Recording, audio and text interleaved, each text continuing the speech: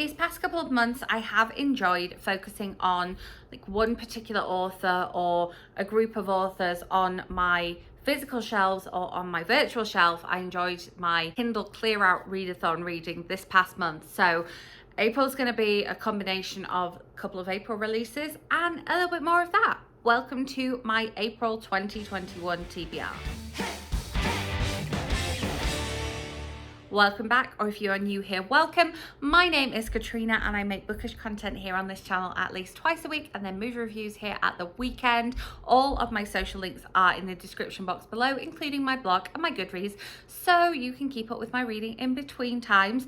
The first two books I'm about to mention are April releases, and they are mentioned on my most anticipated releases of 2021 video. So if you haven't seen that one, I will link it linked up above. First of all, we have a book that is released on April the 6th. I do not have a physical copy of this one yet, but it is on the way, so I'm keeping my eyes peeled on my mailbox for this one. But it is Broken by Jenny Lawson, which I am very, very excited about. I feel like I might have already placed a hold on the audiobook of this one with my library, so I may be doing a combination of the physical copy when it arrives and the audio copy, because I love Jenny Lawson books on audio. So yes, April 6th is the US publication date for this one, which is today as you are watching this. How exciting. Of course, all these books will be linked in the description box as well, in case you forget any of them or you happen to skip through to the end. And then the second April release that I will definitely be reading, because I'm doing this as a buddy read with the lovely Hayley next week, is of course A Taste of Home by Heidi Swain, which both of us are so excited about reading this one. But we do have another buddy read which we are aiming to get to before this one, so I will update you on that one in just a moment when I talk about the other books on my real and virtual shelves that I want to get to. So yes, that one comes out in the UK on the 29th of April, and I do have an interview with the lovely Heidi Swain that she came and did on this channel for the release of her previous novel, where she does give us a little hint about a thing or two that might happen in this one, so I will leave that linked up above as well. But Hayley and I's other buddy read is a book that I have an audio copy of from the library, and so that's why we're reading this one first, because it's already out and my audio copy will return before we get to it if we leave it another week. So this one is The Best Is Yet to Come by Katy Colins. I love Katy Colins' writing. It really has changed and evolved over the years as her own life has changed and evolved, because a lot of it is sort of semi-autobiographical. So I am excited to pick this one up. I requested that my library buy a copy of this one, and they did, and so now I have it. And so as you are watching this, I will have already started listening to this one with Hayley. How exciting is that?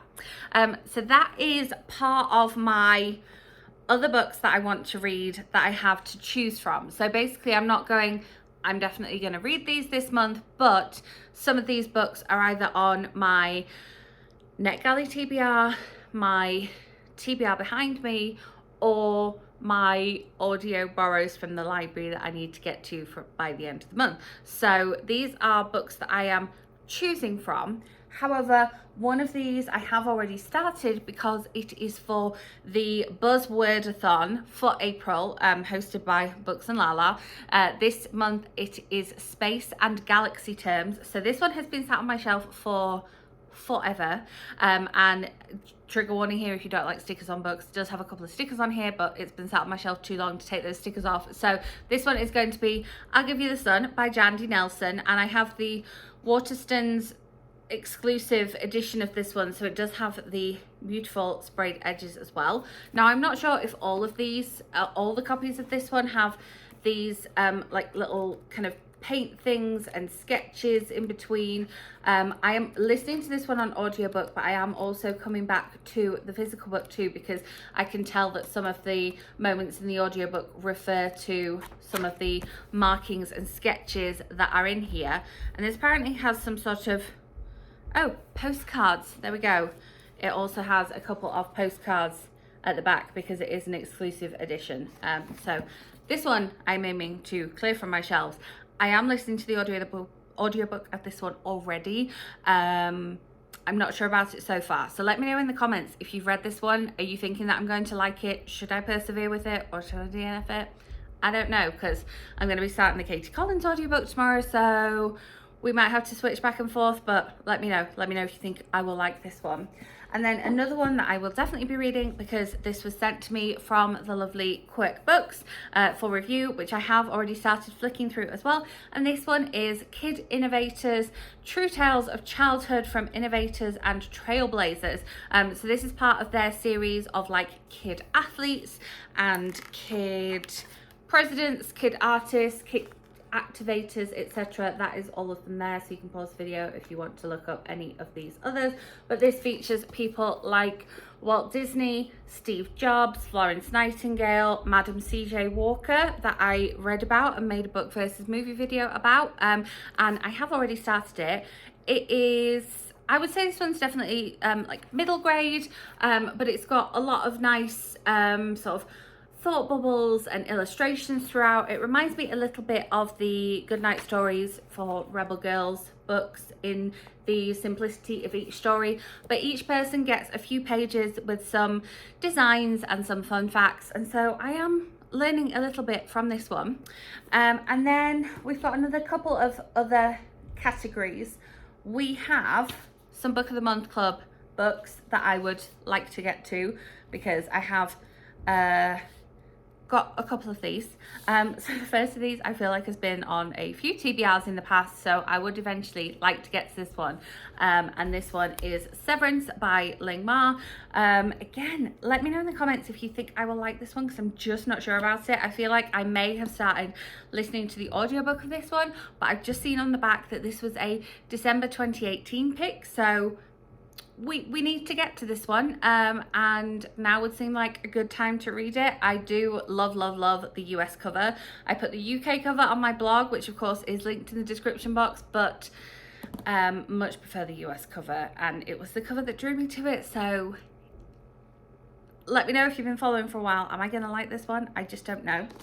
And then I have a couple from my most recent book haul. I think I may have even got these in the same box, but this one is a February pick. This is Honey Girl by Morgan Rogers, and a librarian who I know and trust said that they didn't like this one, and so that kind of makes me want to read it more. But I talk a little bit more about what this is about in that book haul. But this is like adult contemporary fiction, mistaken marriage in Vegas, and then the fallout of what happens, which I'm excited about. I'm excited to get this one. I just can't seem to like claw my way to it, so hopefully gonna try and pick it up this month. We'll see. And then another one that multiple people have recommended to me, and then I was able to choose it because it was a Book of the Year finalist. This one came out April 2020, so again, we have The Guest List by Lucy Foley, which I have this physical copy of, and then I know I can get an audio copy of it on Scribd, so I don't know which one I'm going to do, but I have the option of switching between both depending how my April pans out, because let's face it, you make plans for a month in 2020 or 2021 and that month doesn't turn out how you expect it to, so we'll just see how the month goes. But this is an exclusive wedding on a remote Irish island. The bride, the plus one, the best man, the wedding planner, the bridesmaid all have a secret, all have a motive, but only one is a murderer. The reason that I am drawn to doing the audiobook of this one is because I love the narrator that narrates this book. I have listened to them narrate multiple other things and really loved the way they do that. And so that is why I'm drawn more to the audiobook than the actual physical copy that I have here. It's not super long. It's just over 300 pages, and so many people have recommended it to me. I could see myself blasting through this on a down day or a less nice weather day, so here's hoping that I get to this one. And then speaking of things that I want to sort of continue to clear off the shelf behind me, a couple of months ago we focused on Lisa Jewell, February, we focused on Christina Lauren. Hayley Mai's live show was amazing. I will link it up above. And then during March, we focused on Mike Gale. So my March wrap up will be coming as the next video. So make sure you're subscribed and hit that notification bell so you don't miss out what I have to say about these Mike Gale books behind me just here. This month I have 3 titles from one particular author on my shelf, and so I decided to put those on my TBR as well. Again, it's just like, I hope I get to these. I would like to clear them off my shelves. We shall see. Again, if you're not into stickers, a couple of these have stickers on. But first of all, we have Diamonds Are a Girl's Best Friend, which I can get an audio copy of from my library if I want to pick this one up. I love the fact that these covers match because they are beautiful. But yeah, the font in this book is quite small, but it is just over 300 pages. So again, hopefully should be a nice quick read. And it's part of Jenny Colgan's back catalogue that I have not read, which is mind-blowing. And the front is blurred by Lisa Jewell as well, so everything is leaning towards me reading this, and I'm looking forward to taking some Bookstagram pictures of this as well because I love everything on the cover. Just give me a moment to take it in there. Beautiful colour. And then similar cover, we have West End Girls, obviously also by Jenny Colgan, and this one is blurred by Marion Keyes. So again, a lot of things pointing towards me picking this one up, and I think this is also one that I can easily get on audio from my library, so another one pushing to pick this one up.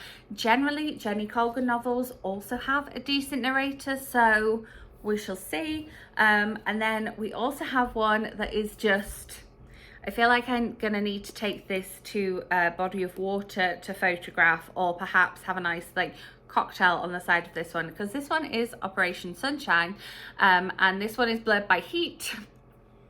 So there we have it.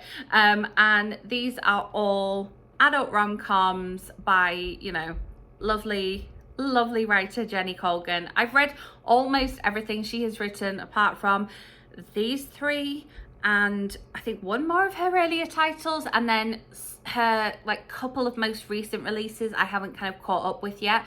But her fun fact, The Loveliest Chocolate Shop in Paris, was the first book that I ever reviewed on my blog back in 2013. So there you have it. My blog literally just turned 8. That's just mind-blowing as well.